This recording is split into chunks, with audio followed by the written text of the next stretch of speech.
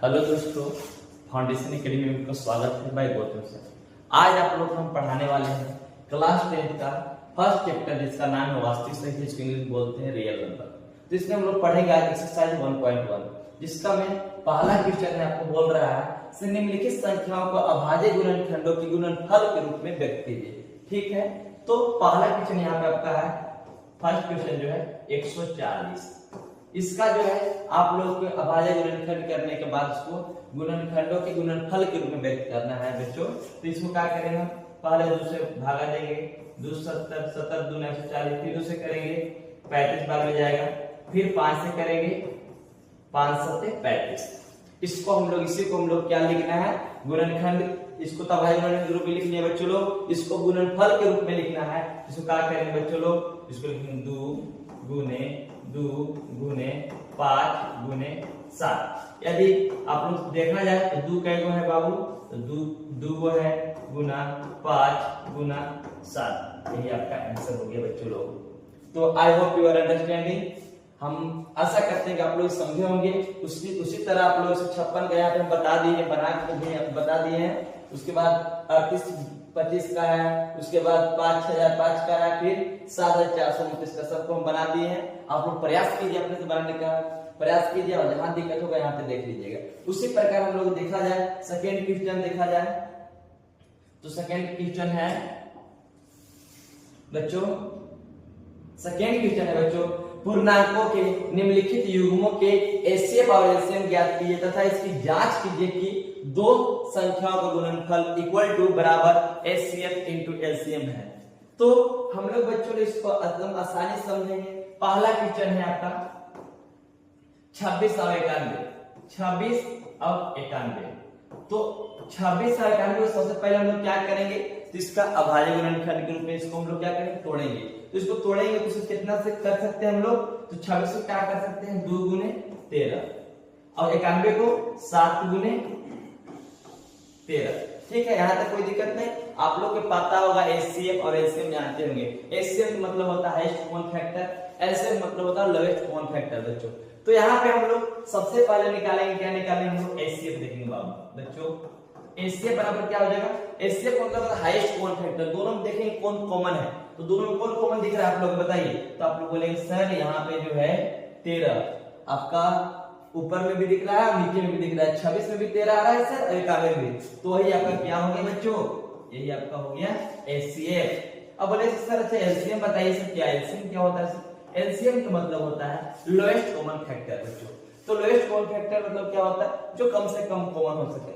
जो कॉमन तो उसको लिखबे करेंगे हम लोग, उसके अलावा जो बच गया, यहाँ पे बच गया 2 बच गया और 7 बच गया, 13 दूनी 26, 26 सते 182। आपका जो है यही आपका आ गया एलसीएम और एचसीएफ। लेकिन यही तक नहीं बोला है, उसके अलावा भी बोल रहा है से एलसीएम एचसीएफ के अलावा बोल रहा है बच्चों कि यहाँ पे आप बताइए कि इसको गुणनखंड, इसको एचसीएफ और एलसीएम को जब गुना करेंगे हम, तो दो संख्याओं का गुणनफल के बराबर आना चाहिए। ठीक, हम लोग जांच करके देख लेते हैं क्या नहीं करते। तो दो संख्याओं का गुणनफल, दो संख्याओं का गुणनफल इनटू एलसीएम इनटू एचसीएफ। ठीक है, अब यहाँ पे दो संख्याओं का गुणनफल, तो दो संख्याओं का गुणनफल करेंगे हम लोग 26 गुने 91। ठीक है, अब इधर भी करेंगे तो यहाँ पे एलसीएम कितना है मेरा है, सॉरी हाँ एचसीएफ कितना है 13, अब एलसीएम कितना है, एलसीएम 182। दोनों को जब गुना करेंगे बच्चों तो कितना आ जाएगा 23 66। इसको गुना करेंगे तो कितना आ जाएगा, एक मिनट। यहां भी जब गुना करेंगे हम 13 182 का, 13 दूनी 26 के 6 और 13 8 104, 104 और 2 106, ये 2 हाथ में 10, 13 13 और 10 23। इस प्रकार मेरा जो है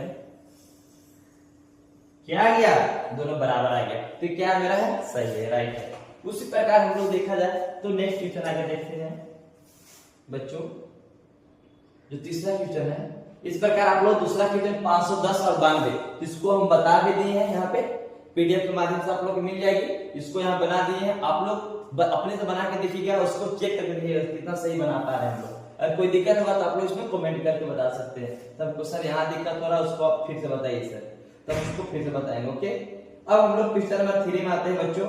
तो क्वेश्चन नंबर 3 में है बच्चों कि अभाज्य गुणनखंड विधि द्वारा निम्नलिखित पूर्णांकों के एलसीएम और एचसीएफ ज्ञात करें। ओके, तो यहाँ पे 12, 15, 21 का क्या क्या निकालना है, एलसीएम और एचसीएफ। हम भी तुरंत बताए बच्चों तुम लोग के कि सॉरी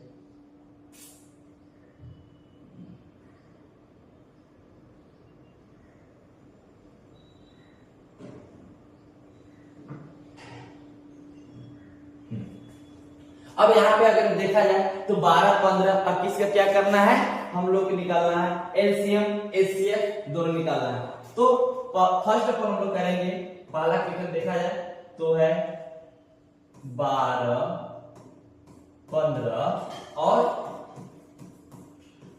21। तो हम लोग 12 को पहले करेंगे, इसको तोड़ेंगे तो कितना कितना तोड़ सकते हैं इसको हम लोग, तो बोलिएगा सर इसको तोड़ेंगे 2 गुने 3, 2 दूनी 4, 4 3 12। ऑलराइट, उसके बाद हम लोग करेंगे 15 को जब तोड़ेंगे बाबू तो 3 गुने 5, उसके बाद 21 को जब तोड़ते हैं बाबू तो 3 गुने 7। अब आप लोग बता दिए ना आप लोग एचसीएफ क्या होता है, एलसीएम क्या होता है। तो एचसीएफ कैसे निकालना है बच्चों, एचसीएफ निकालना है क्या करेंगे हम लोग, ज्यादा दिमाग लगाना है, नहीं लगाना है दिमाग। यहाँ पे तुरंत देखना है एचसीएफ मतलब क्या होता है, highest common factor sir, highest common factor यानी कि सब में कॉमन होना चाहिए। तो देखते हैं हम लोग कॉमन कौन है। यहाँ पे देखिए आप लोग बोलिए सर आपको नहीं दिख रहा है क्या, यहाँ पे 3 तो है जो कि तीनों में कॉमन है, 12, 15 के तीनों में कॉमन है, यानी यही आंसर आपका हो गया एचसीएफ। लेकिन यदि बात किया जाए एलसीएम, एलसीएम सर एलसीएम बताइए ना, तो एलसीएम बताए लोएस्ट कॉमन फैक्टर, यानी कि 3 तो रहेगा ही आपका, इसके अलावे जो है जो बच जा रहा है, यहाँ 2 बच गया उसको लिख देंगे बच्चों, उसके अलावा यहाँ 5 बच गया उसको लिख देंगे, उसके अलावा यहाँ पे 7 बच गया उसको लिख देंगे, यहाँ पे इतना चीज लिख देंगे। ओके, यहाँ तक कोई दिक्कत नो। तो हम देखेंगे इसको गुना कर देंगे, 3 दूनी 6, 6 दूनी 12, 12 5 60, 60 सत्ते यानी 420, 6 सत्ते 42, 420। तो आपका इस प्रकार में हो सकते हैं। तो 12, 15 किसका जो है एचसीएफ आपका आ गया, कितना आ गया 3, अब एलसीएम कितना आ गया 420। इसी प्रकार हम लोग नेक्स्ट क्वेश्चन देखेंगे बच्चों। अब यहाँ पे दूसरा जो है 17, 23, 29 यहाँ पे हम बता दिए हैं, आप लोग पीडीएफ के माध्यम से देख सकते हैं। उसके अलावा जो है आप लोग बनाने का प्रयास कीजिए अपने से, उसके बाद यहाँ पे देखिएगा आप लोगों से कहीं दिक्कत होता है, जो कि यह क्वेश्चन क्या पूछ रहा है, तो जांच कीजिए कि क्या किसी प्राकृतिक संख्या n के लिए संख्या 6n अंक 0 पर समाप्त हो सकती है। तो हम लोग इसको आंसर किस प्रकार देंगे, देखिए यहाँ पे। तो यहाँ पे सबसे पहले यहाँ पे जो डाले यहाँ पे पॉइंट पहला, यदि कोई संख्या अंक 0 पर समाप्त हो सकती है तो वह 10 से विभाजित होगी। ओके, यदि कोई संख्या 0 पर समाप्त कब होगी, जब वह 10 से विभाजित होगी। अच्छा 10 कब विभाजित होगी, तो 10 कब विभाजित होगी बताइए, आप लोग बताइए। या तो ये 2 से विभाजित होगी या तो 5, इसके अलावा कैसे कटेगा, विभाजित होगी नहीं। तो या तो 2 से विभाजित होगी या तो 5 से विभाजित होगी। लेकिन यदि इसीलिए हम लिख दिए 10 इक्वल टू क्या लिख दिए 2 गुने 5, या तो 2 से विभाजित होगी या तो 5 से विभाजित होगी। लेकिन 6 के पावर n का अभाज्य गुणनखंड करने पर हम लोग क्या आता है 2 इंटू 3 के पावर n, यानी 2 के पावर n और 3 के पावर n। तो यहाँ पे हम इसीलिए लिखे हैं 6 के पावर n क्या अभाज्य गुणनखंड में 5 नहीं है, इसलिए 6 के पावर n 5 विभाजित नहीं होगी। अंकगणित के आधारभूत प्रमेय की अद्वितीयता हमें यह निश्चित कराती है कि 6n के गुणनखंड में 2 और 3 के अतिरिक्त और कोई अभाज्य गुणनखंड नहीं है। अतः किसी भी प्राकृतिक संख्या n के लिए संख्या 6 के पावर n अंक 0 पर समाप्त नहीं हो सकती। यह क्या है, यही अब तक क्या हो गया, जांच हो गया। ओके, इस प्रकार हम लोग नेक्स्ट क्वेश्चन देखा जाए तो प्रश्न संख्या से 6 यहाँ क्या बता रहा है, कल क्वेश्चन बोल रहा है व्याख्या कीजिए कि 7 गुने 11 गुने 13 प्लस 13 और 7 गुने 6 गुने 5 गुने 4 गुने 3 गुने 2 गुने 1 प्लस 5 यह भाज्य संख्या है। क्यों भाज्य संख्या, ये बताइए बच्चों, आप लोग को भाज्य संख्या पता होगा। भाज्य संख्या क्या होता है? वैसा संख्या जो दो या दो से अधिक संख्याओं से पूर्णतः विभाजित हो जाती है, क्या होती है? भाज्य संख्या कहलाती है। अच्छा बताइए, तो यहाँ हमको क्या करना होगा? दो या दो से अधिक संख्या क्या करना होगा? भाज्य करना होगा, यानी तब जाके क्या होगा? भाज्य संख्या होगा। तो भाज्य संख्या को दो या दो से अधिक भाजक होते हैं। तो दी गई संख्या क्या दी गई संख्या? 7 गुने 11 गुने 13 प्लस 13। तो इसको हम लोग क्या करते हैं? देखिए, इसको हम लोग क्या किए? 13 को हम लोग क्या कर लिए? कॉमन कर लिए। स्थान इस प्रकार था ना, 7 गुने 13 प्लस 13। ठीक है, तो हम लोग यहाँ क्या कर लिए? 13 को क्या कर लिए? कॉमन ले लिए। क्या बच गया? यहाँ बच गया 7 प्लस वन मिनट क्या लिखा क्वेश्चन? 7 गुने 11 गुने 13 plus 13। Okay, I am so sorry. So इसको क्या किए? यहाँ से हम क्या कर लिए? 13 को कॉमन ले लिए बच्चों। तो 13 को जब हम कॉमन लेंगे तो क्या बच गया? 7 बच गया सर। यहाँ पे 7 बच गया प्लस 11 बच गया सर। उसके अलावा प्लस 1 बच गया। ठीक है, यही पे यहाँ पे लिखे हैं।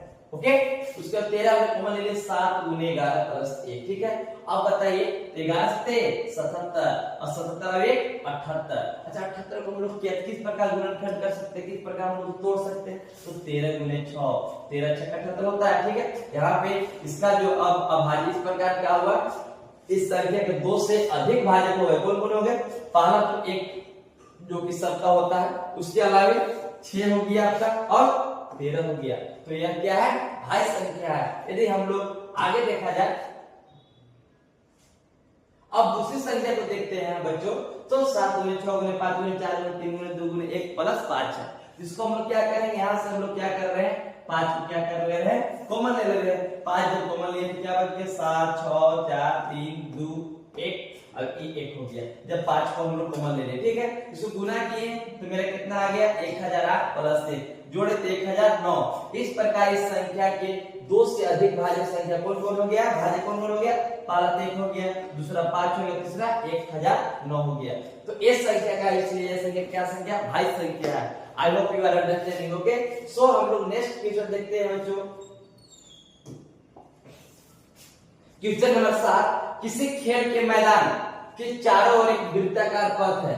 इस मैदान का एक चक्कर लगाने में सोनिया को 18 मिनट टाइम लगता है। कितना समय लगता है? 18 मिनट। जबकि इसी मैदान का एक चक्कर लगाने में रवि को 12 मिनट लगते हैं, समय लगते हैं। मान लीजिए कि वे दोनों एक साथ जब लगाते हैं, चक्कर लगाना प्रारंभ करते हैं, तो एक ही दिशा में चलते हैं, तो कितने समय बाद वो पुनः प्रारंभिक स्थान पर मिलेंगे?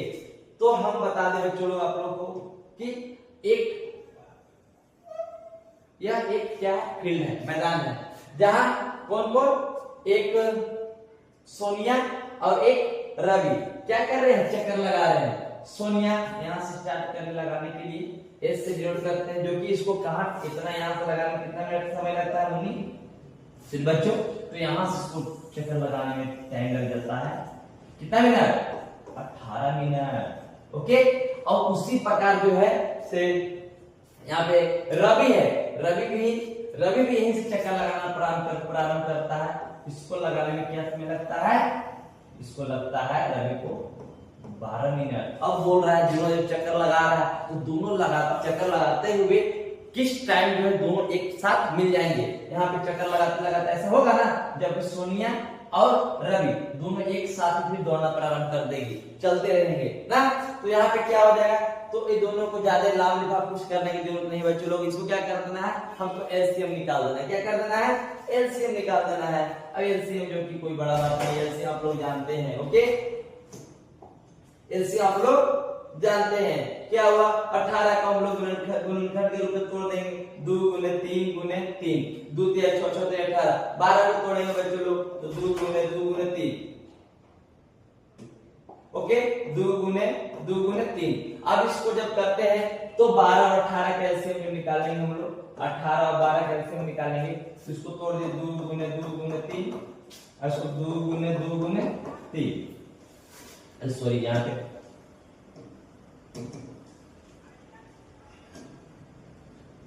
2 गुने 3 गुने 3 ओके 2 तिहाई 6 6 तिहाई 18 राइट।